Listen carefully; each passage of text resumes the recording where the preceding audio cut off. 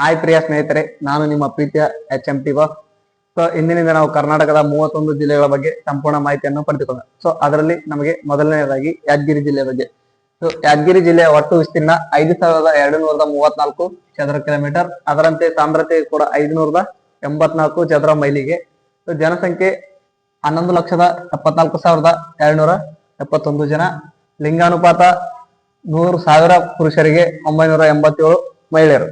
So ಪ್ರಮುಖವಾಗಿ ಹರಿತಕ್ಕಂಥ ನದಿಗಳು ಕೃಷ್ಣ ಮತ್ತು ಭೀಮಾ ನದಿ. ಅದೇ ರೀತಿಯಾಗಿ ಯಾದಗಿರಿಯಲ್ಲಿ ಕಂಡು ಬರುವಂತಹ ಪ್ರಮುಖವಾಗಿರ್ತಕ್ಕಂಥ ತಾಲೂಕುಗಳು ಒಂದು ಯಾದಗಿರಿ, ಶಹಾಪುರ, ಸುರಪುರ, ಹುಣಸಗಿ, ಗುರ್ಮಿಟ್ಕಲ್ ಮತ್ತು ವಡಗೇರ. ಈ ಯಾದಗಿರಿಯ ಬೆಳೆಯುವಂತ ಪ್ರಮುಖವಾಗಿರ್ತಕ್ಕಂಥ ಬೆಳೆಗಳು ಜೋಳ, ಶೇಂಗಾ, ಸೂರ್ಯಕಾಂತಿ ಮತ್ತು ಕಡಲೆ ಪ್ರಮುಖವಾಗಿರ್ತಕ್ಕಂಥ ಬೆಳೆಗಳು.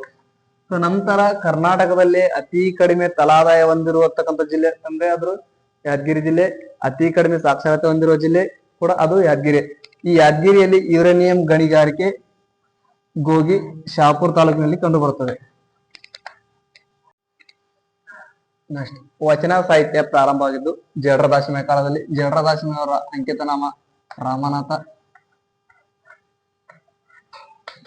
ಸೊ ಅದಾದ ನಂತರ ಕರ್ನಾಟಕದಲ್ಲಿ ಅತಿ ದೊಡ್ಡ ಪಕ್ಷಿಧಾಮ ಇರುವುದು ಬೋನಾಳ. ಈ ಬೋನಾಳವು ಸುರಪುರ ತಾಲೂಕಿನಲ್ಲಿ ಕಂಡು ಬರುತ್ತದೆ. ಸುರಪುರ ತಾಲೂಕು. ನಂತರ ಯಾದಗಿರಿಯು ಕಾಕತೀಯರ ಆಳ್ವಿಕೆಗೆ ಒಳಪಟ್ಟಿತ್ತು. 1857ರ ದಂಗೆಯಲ್ಲಿ ರಾಜ ವೆಂಕಟಪ್ಪ ನಾಯಕರು ಬ್ರಿಟಿಷರ ವಿರುದ್ಧ ಹೋರಾಡಿದರು. ಇದು ಸುರಪುರ ಮನೆತನ. ಸೊ ನೆಕ್ಸ್ಟ್ ಅದಾದ ನಂತರ ಪ್ರಾಗೈತಿಹಾಸಿಕ ಕಾಲದಲ್ಲಿ ಆಗಿರ್ತಕ್ಕಂಥ ರಾಜನ್ ಕೋಳೂರು ಸಹ ಇದು ನಮ್ಮ ಯಾದಗಿರಿಯಲ್ಲಿ ಕಂಡು ಬರುತ್ತದೆ. ನಂತರ ಯಾದಗಿರಿ ಜಿಲ್ಲೆ ಬುದ್ಧ ಮಲಗಿರುವ ಬೆಟ್ಟಗಳು. ಇದು ಪ್ರತಿ ಸರ್ತಿ ಕಾಂಪಿಟೇಟಿವ್ ಇರತಕ್ಕಂಥ ಕಾಮನ್ ಆಗಿರ್ತಕ್ಕಂಥ ಪ್ರಶ್ನೆ. ಬುದ್ಧ ಮಲಗಿರುವ ಬೆಟ್ಟಗಳು ಕಂಡು ಬರುವ ಜಿಲ್ಲೆ ಯಾದಗಿರಿ ಅಥವಾ ತಾಲೂಕು ಯಾವ್ದಂತ ಕೇಳಿದ್ರೆ ಶಹಾಪುರ. ಸೊ ಅದೇ ರೀತಿ ಬಸವಸಾಗರ ಜಲಾಶಯ. ಈ ಬಸವಸಾಗರ ಜಲಾಶಯಕ್ಕೆ ಇನ್ನೊಂದು ನಾರಾಯಣಪುರ ಜಲಾಶಯ. ಇದು ಕೃಷ್ಣಾ ನದಿಗೆ ಅಡ್ಡಲಾಗಿ ಕಟ್ಟಲಾಗಿದೆ. ಕೃಷ್ಣಾ ನದಿಗೆ ಅಡ್ಡಲಾಗಿ ಇದು 37 TMC ಸಾಮರ್ಥ್ಯವನ್ನು ಹೊಂದಿದೆ. So dal bowl of Karnataka. ಇಲ್ಲಿ ಯಾದಗಿರಿಯಲ್ಲಿ ಪ್ರಸಿದ್ಧವಾಗಿ ಎಲ್ಲಾ ಬೆಳೆಗಳನ್ನು ಬೆಳೆದಿರೋ ಕಾರಣ ದಾಲ್ ಬೌಲ್ ಆಫ್ ಕರ್ನಾಟಕ ಎಂದು ಕರೆಯಲಾಗ್ತದೆ.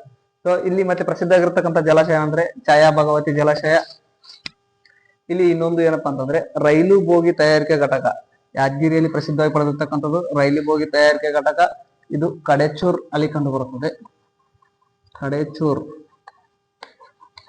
ನಂತರ ದಕ್ಷಿಣ ಭಾರತದಲ್ಲಿ ಅತಿ ಶುದ್ಧವಾದ ಗಾಳಿಯನ್ನು ಹೊಂದಿರುವಂತದ್ದು ನಮ್ಮ ಯಾದಗಿರಿ ಜಿಲ್ಲೆ.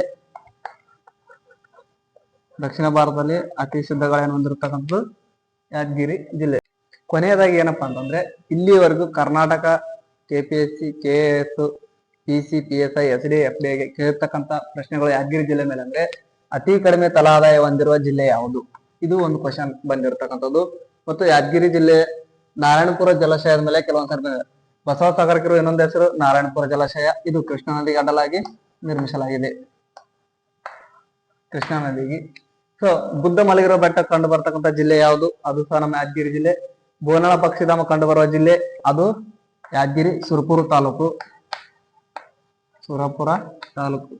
ನೆಕ್ಸ್ಟ್ ಅದು ಬಿಟ್ಟು ಮತ್ತೆ ಕೇಳಿದ್ರಪ್ಪ ಅಂತಂದ್ರೆ ಕರ್ನಾಟಕದಲ್ಲಿ ಅತಿ ಕಡಿಮೆ ಸಾಕ್ಷರತೆ ಹೊಂದಿರತಕ್ಕಂಥ ಜಿಲ್ಲೆ ಯಾವುದು ಅಂದ್ರೆ ಅದು ಯಾದಗಿರಿ.